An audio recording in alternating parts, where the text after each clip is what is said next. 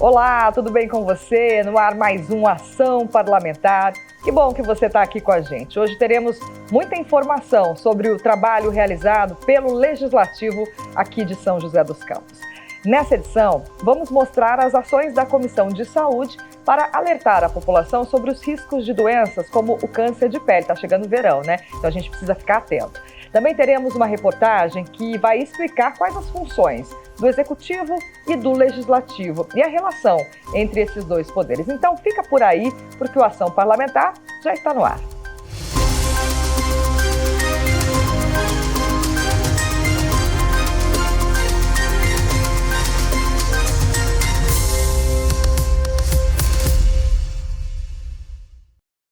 O Executivo e o Legislativo são poderes independentes, mas que trabalham juntos para garantir que as políticas públicas atendam toda a população.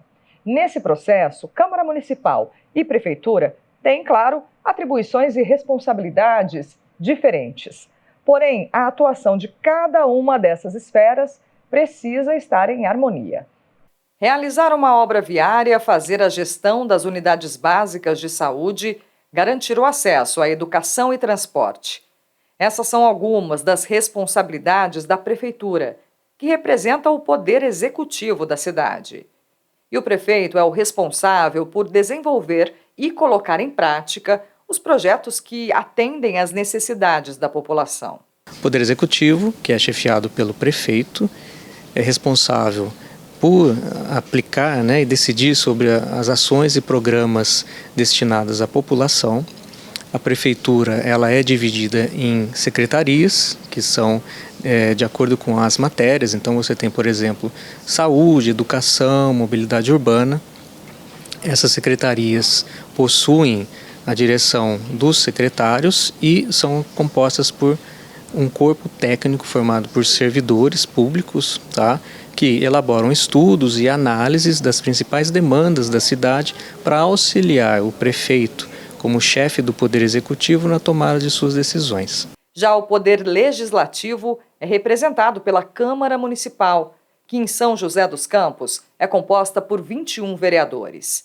É deles a responsabilidade de fazer leis e fiscalizar as ações do Executivo. O prefeito ele precisa organizar todo o secretariado, ele precisa organizar todas as obras, todos os pagamentos, toda essa parte de execução mesmo. É ele que vai fazer as licitações, é ele que vai fazer todos os projetos de engenharia junto, claro, com sua equipe, de tudo que a cidade precisa.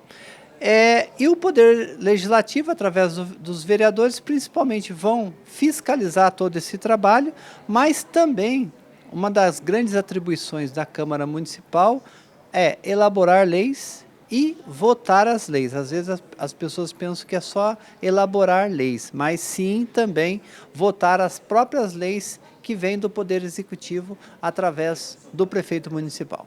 Dentro do sistema de governo, o Executivo e o Legislativo são independentes. E essa divisão acontece para evitar a concentração do poder e garantir um Estado democrático mais justo e igualitário. Embora essas duas esferas tenham competências diferentes, a Constituição Federal determina que elas devem funcionar em harmonia e de forma complementar.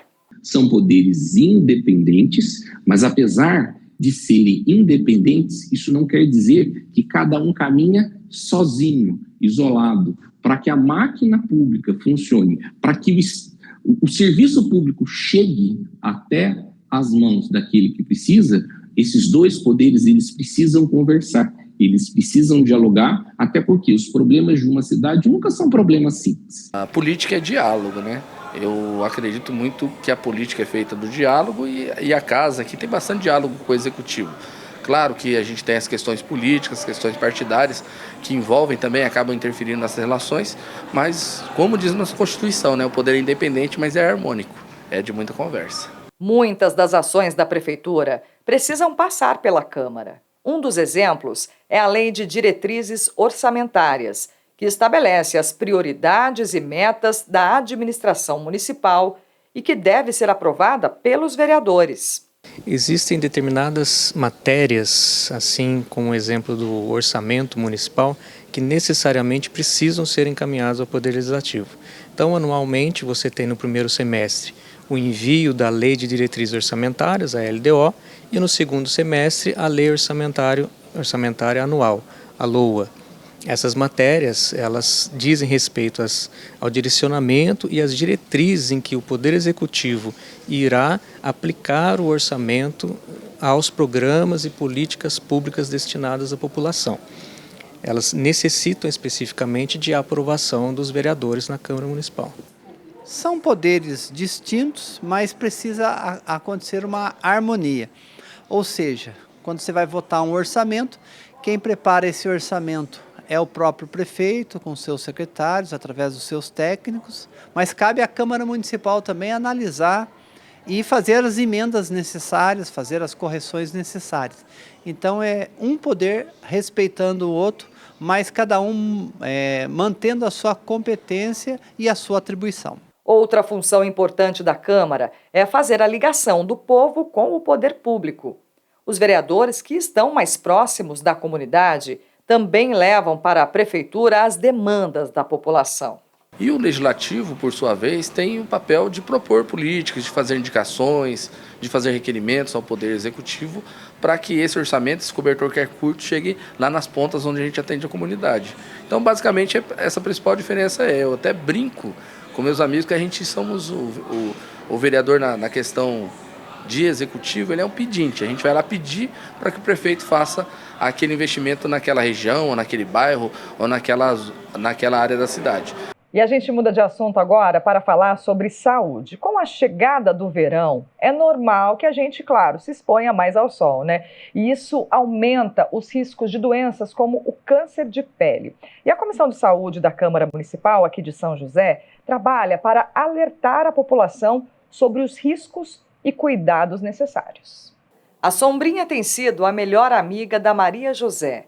Ela evita tomar sol e se protege para afastar o risco de câncer de pele. Já ajuda um pouco, não dizer que eu estou protegida de tudo, mas que já ajuda, bastante ajuda, né? Cuidados necessários, principalmente nessa época do ano. O câncer de pele não melanoma é o mais frequente no Brasil. O INCA, Instituto Nacional do Câncer, estima que serão 220 mil novos casos até 2025. Essa médica explica que é preciso estar atento a manchas e feridas no corpo. Quando existe alguma lesão de pele, por exemplo, que não cicatriza, parecia uma espinha e aí ficou uma lesãozinha vermelha, às vezes eu passo a mão, ela sangra, não melhora, já faz 1 mês, 2 e aquilo tá ali, é um sinal de alerta para câncer de pele.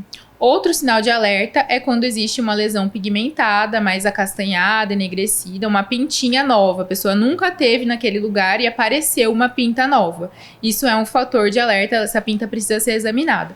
Ou outras pintas que a pessoa já tinha, mas notou um crescimento, a pinta está assimétrica, tem bordas irregulares, mais de uma cor na pinta, um diâmetro maior do que meio centímetro. Todos esses fatores fazem parte do ABCDE, do melanoma, e por isso a gente insiste tanto nisso, porque realmente pode ser um fator de risco para câncer de pele. A Rose adora o verão, mas não se esquece do protetor solar. Olha, eu gosto demais do verão, mas é o sol lá e eu aqui dentro, ou debaixo da árvore ou dentro de casa. Eu não sou muito de ficar no sol, não. Eu evito o máximo possível. A preocupação é bem grande, né? Devido a vários índices que a gente tem visto de câncer de pele. Eu procuro sempre usar um creme, já contendo o protetor solar contra o UV. A estação mais quente do ano também exige outros cuidados com a pele. Isso porque suamos mais e o risco de micoses aumenta. Isso sem falar que a maior parte das pessoas frequenta praias e piscinas e fica a longos períodos com as roupas de banho molhadas. A gente tem alguns fungos na nossa microbiota da pele que ficam ali quietinhos, mas se o ambiente ele começa a ficar muito quente, muito úmido, esse fungo se prolifera. Então, algumas doenças elas são mais comuns, principalmente nas áreas de dobra, nas áreas que ficou com roupa muito molhada por muito tempo. Então, as micoses superficiais elas acontecem por isso. E aí pode dar lesão avermelhada, descamativa, com bastante coceira, um incômodo nessa época do ano. O verão também acende o sinal de alerta para as chamadas arboviroses, doenças causadas por vírus, normalmente transmitidos por mosquito. É o caso da dengue, chikungunya e zika. As arboviroses, elas são comuns nessa época, justamente porque aqui no Brasil é uma época de mais chuva, muito calor, proliferação de mosquito e, infelizmente, ainda existe um hábito das pessoas deixarem água parada. Então, essas doenças, elas são transmitidas pelo mosquito Aedes aegypti e a dengue é a mais frequente nessa época, inclusive aqui na região, janeiro é o mês que mais tem dengue, eu acho, janeiro e fevereiro. Porque depois de muita chuva, o mosquito se prolifera, se a pessoa não usa repelente ou, enfim, né, acaba ficando vulnerável porque usa mais saia, mais shorts, fica com as pernas descobertas, é o lugar mais comum da picada, e aí pode evoluir com febre alta, muita dor no corpo, dor atrás do olho, alguns sangramentos de gengiva, algumas bolinhas vermelhas pela pele, então é um sinal de alerta. A Comissão de Saúde da Câmara Municipal trabalha para conscientizar a população sobre os cuidados necessários.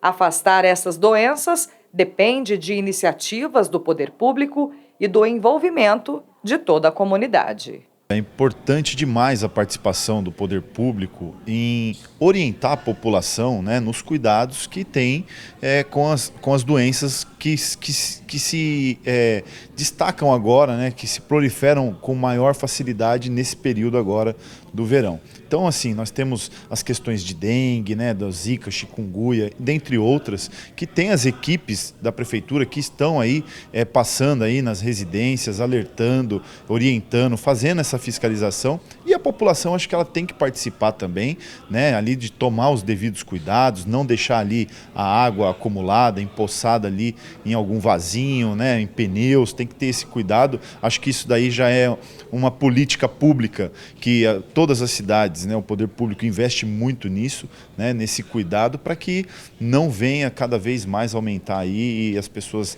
não serem acometidas por tais doenças, né? Hora de fazer uma pausa aqui no Ação Parlamentar e no próximo bloco tem mais informação sobre o trabalho realizado pela Câmara. Até já.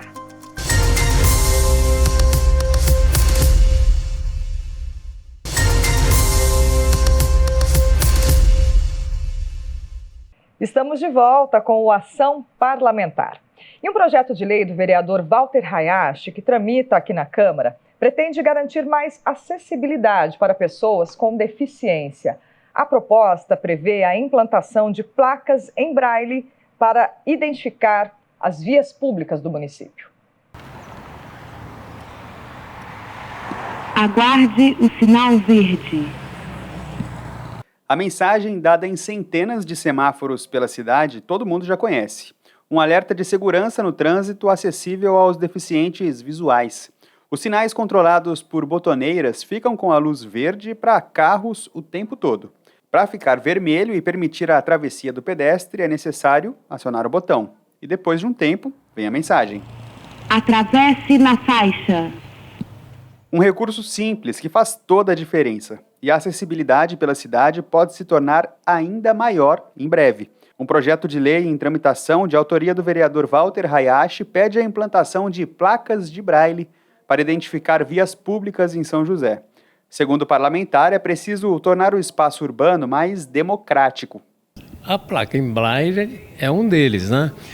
Então, estamos pensando, né, naquela pessoa que tem dificuldades, né? Então, uma placa em braille sinalizando o nome da rua, por exemplo, né? Um endereço de uma praça, assim por diante, né? Eu acho que facilita muito, né, a vida dele. Então, é uma cidade que trabalha muito na inclusão, né? Esse é mais um deles, então... O projeto esclarece quais regiões deverão receber a sinalização. O artigo 2 destaca que deve haver placas em braille no centro da cidade. A identificação de nomes de ruas também deve ser instalada nas proximidades de instituições que cuidam da educação e formação das pessoas com deficiência de leitura. Os pontos indicativos de paradas de ônibus também poderão ser identificados. O vereador ele detecta na rua, né, o que a população quer. São as pequenas coisas que às vezes ficam longe do olhar do executivo, que está mais distante, né? E nós que estamos muito mais próximos aos pedestres, por exemplo, né? Nós sentimos na pele, né? Nesses momentos que você vê a dificuldade que eles têm. Por isso, essa propositura realmente é para... nós percebemos, então nós estamos propondo. Em São José, mais de 17 mil pessoas são cegas ou têm baixa visão. Pessoas que esperam mais acessibilidade no dia a dia. É o caso do Márcio. Como atleta, já carrega algumas conquistas. Ele é jogador de goalball, um esporte pensado para deficientes visuais. Por isso, sabe bem como propostas inclusivas podem mudar vidas. A sociedade, incluindo a pessoa com deficiência, ela dá mais autonomia para as pessoas com deficiência, né? Então, trazendo uma autonomia de mobilidade, de localização, igual tem os pisotáteis, tem as placas nos semáforos em braille, ajudam bastante, sabe? Essa nossa independência. A Liliane é fisioterapeuta e, trabalhando com deficientes visuais, aprendeu como alguns recursos acessíveis no cotidiano fazem a diferença. Se a gente pensar em autonomia, em independência da pessoa com deficiência, a gente precisa pensar também na locomoção dessa pessoa, né? Então, falando especificamente dos portadores de deficiência visual, a locomoção, a orientação e mobilidade é fundamental, né? Para todo o desenvolvimento, para a autonomia, para a independência, e o esporte vem contribuir também com as questões de coordenação motora, de agilidade, né? De destreza, e isso é fundamental no dia a dia da pessoa com deficiência. O vereador Walter Hayashi afirma que a instalação de sinalização acessível pela cidade pode trazer mais dignidade e respeito para os deficientes visuais, mas, acima de tudo, pode incentivar uma sociedade mais consciente. Nós temos que ser uma referência nesse aspecto, de que aqui, né, o cidadão ele tem direitos, né? Então, esse direito, um deles é poder fazer a leitura em braille. Último intervalo do programa e no próximo bloco vamos fazer um passeio pelo Parque Santos Dumont. Até já!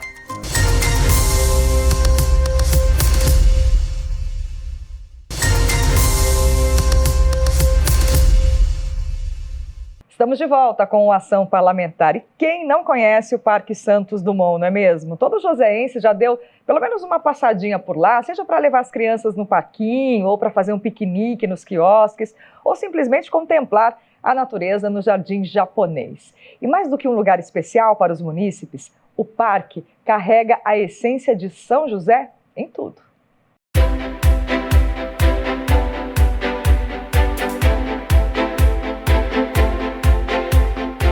Destino certo para a diversão de crianças e de quem procura um passeio mais tranquilo, rodeado pela natureza. O Parque Santos Dumont atrai centenas, se não milhares, de visitantes todos os dias. Além da calmaria que o joseense já conhece bem, ele também é uma viagem pela história.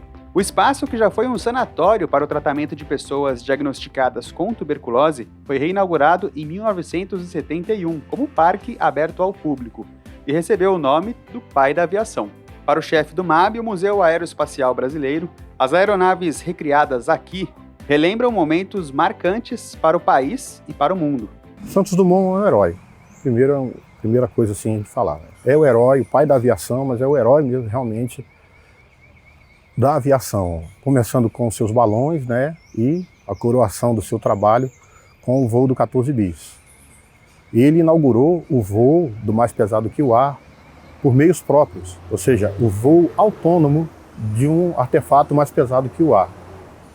Para o Brasil, né, nosso país é um país ainda, hoje, mais de 100 anos depois, ainda emergente. Né. Termos aviões brasileiros cruzando os céus do mundo inteiro, né, devido a Santos Dumont, é uma coisa que nós nunca deveríamos esquecer, e na realidade deveríamos celebrar com muita festa, porque é um marco histórico sensacional.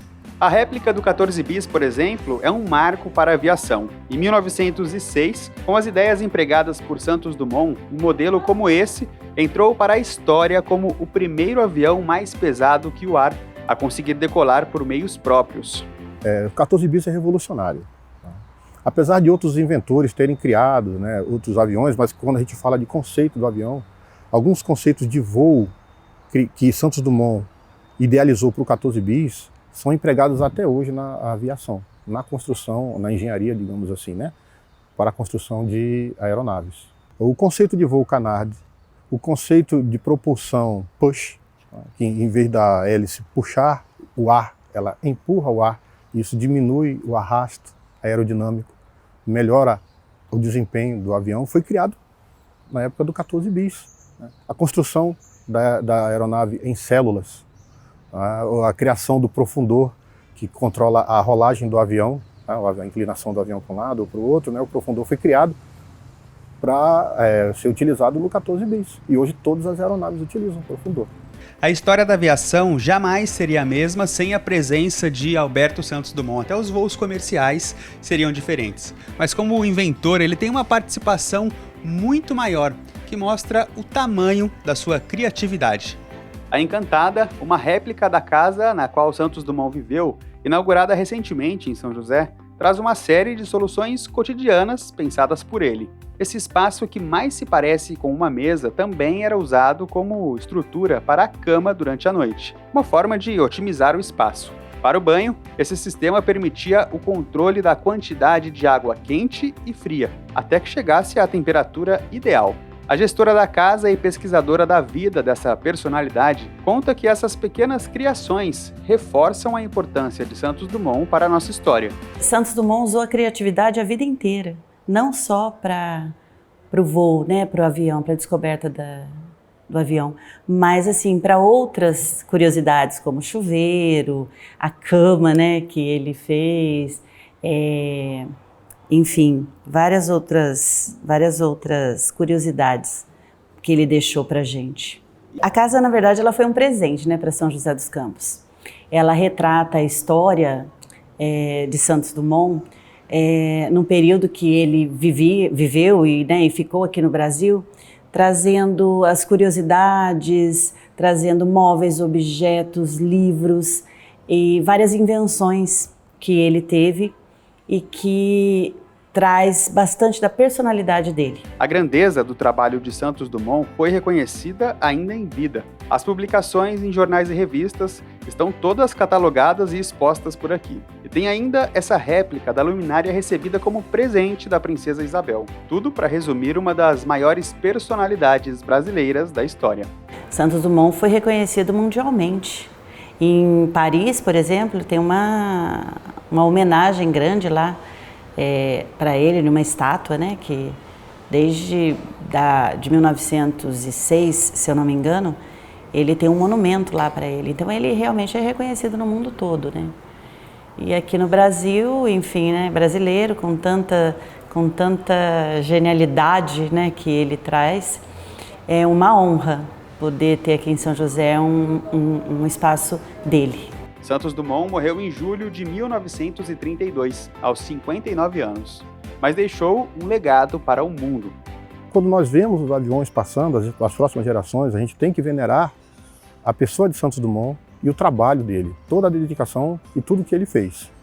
Nós devemos divulgar, nós devemos falar como nós estamos fazendo agora, para que as pessoas vejam e possam ter contato, né, com essa pessoa, com a figura de Santos Dumont. Ele é realmente um ícone.